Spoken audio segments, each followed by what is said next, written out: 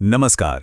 आज हम बात करने वाले हैं एक ऐसी प्रॉब्लम की जो कॉम्पिटिटिव एग्जाम्स की तैयारी करने वाले लगभग हर एस्पिरेंट को होती है। जी हाँ, ये है ओवरथिंकिंग, यानी जरूरत से ज्यादा सोचना। तो चलिए देखते हैं कि इस पर काबू कैसे पाया जाए। क्या कभी ऐसा होता है, किताब तो सामने खुली है पर दिमाग में पढ़ाई से ज्यादा विचारों का एक तूफान चल रहा है, मतलब एक के बाद एक थॉट नॉन स्टॉप? अगर हाँ, तो फिर आज का ये डिस्कशन आपके बहुत काम आने वाला है। तो सबसे पहले ये समझना बहुत जरूरी है कि ये विचारों की जंग आखिर है क्या। चलिए इस प्रॉब्लम को थोड़ा और डीपली समझते हैं। तो ओवरथिंकिंग आखिर है क्या?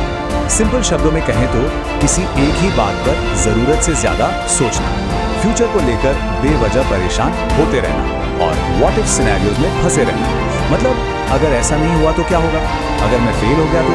ये एक साइकिल बन जाता है। लेकिन अच्छी बात यह है कि ये कॉमन चैलेंज है और इससे डील किया जा सकता है।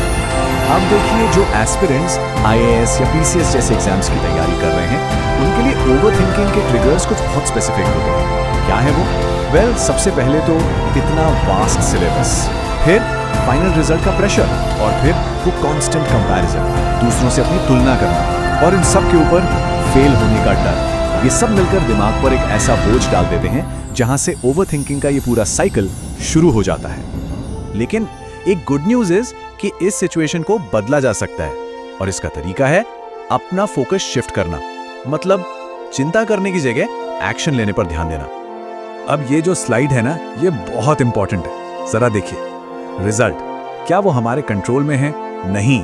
और यही तो एंजाइटी का सबसे बड़ा सोर्स है। लेकिन हमारा प्रोसेस, हमारी आज की तैयारी, वो पूरी तरह से हमारे कंट्रोल में है। तो सवाल ये नहीं होना चाहिए कि क्या मेरा सिलेक्शन होगा। सवाल ये होना चाहिए कि क्या मैं आज अपना 100% दे रहा हूं। पावर यहीं से मिलती है, प्रोसेस से। और ये कोट इसी बात को कितनी खूबसूरती से बताता है। Trust the process, the result will improve on its own. मतलब प्रोसेस पे भरोसा रखो, नतीजा अपने आप सुधर जाएगा।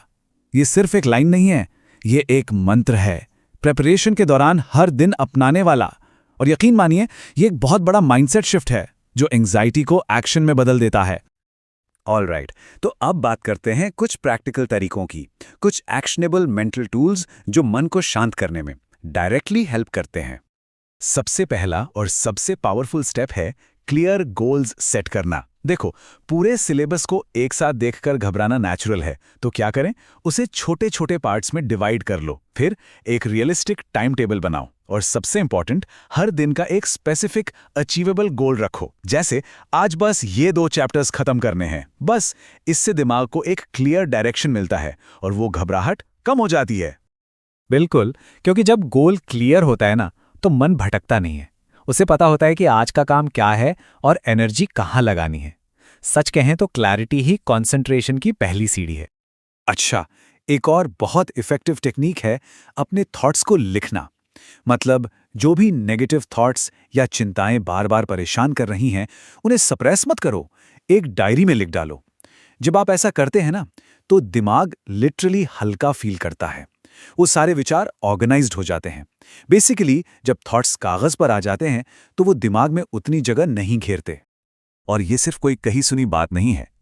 साइकोलॉजिस्ट्स भी मानते हैं कि राइटिंग थेरेपी स्ट्रेस कम करने में वाकई बहुत इफेक्टिव है। ये हमारे ब्रेन के इमोशनल पार्ट को काम डाउन करने में हेल्प करती है। इसके अलावा मेडिटेशन या डीप ब्रीदिंग, हर दिन बस 10 से 15 मिनट। ट्रस्ट मी, ये छोटी सी प्रैक्टिस मन को शांत और फोकस्ड रखने में जादू की तरह काम कर सकती है। चलिए अब आगे बढ़ते हैं और बात करते हैं हमारे एनवायरनमेंट और माइंडसेट की। मतलब वो चीजें जो हमारा सबसे बड़ा सपोर्ट सिस्टम होती हैं या हो सकती हैं। एक बहुत बड़ा पॉइंट, सोशल मीडिया कंपैरिजन से बचें। आज के टाइम में ओवरथिंकिंग का ये एक बहुत बड़ा रीजन है। दूसरों की प्रेपरेशन, उनकी सक्सेस स्टोरीज देखकर खुद को कंपेयर करना प्लीज बंद कर दें। हाँ, स्टडी से जुड़ा कंटेंट देखें, बट बेवजह की स्क्रॉलिंग और कंपैरिजन अ बिग नो। और हाँ, फिजिकल एक्टिविटी ये बहुत जरूरी है। रोज कम से कम 20 से 30 मिनट, चाहे वॉक हो, योगा हो या कोई भी एक्सरसाइज, ये न सिर्फ बॉडी को बल्कि माइंड को भी रिचार्ज कर देती है। अपना एनवायरनमेंट पॉजिटिव बनाइए, मतलब नेगेटिव लोगों नेगेटिव बातों से दूर रहें। अपनी स्टडी टेबल के आसपास मोटिवेशनल कोट्स लगाइए, टॉपर्स के इंटरव्यूज देखिए।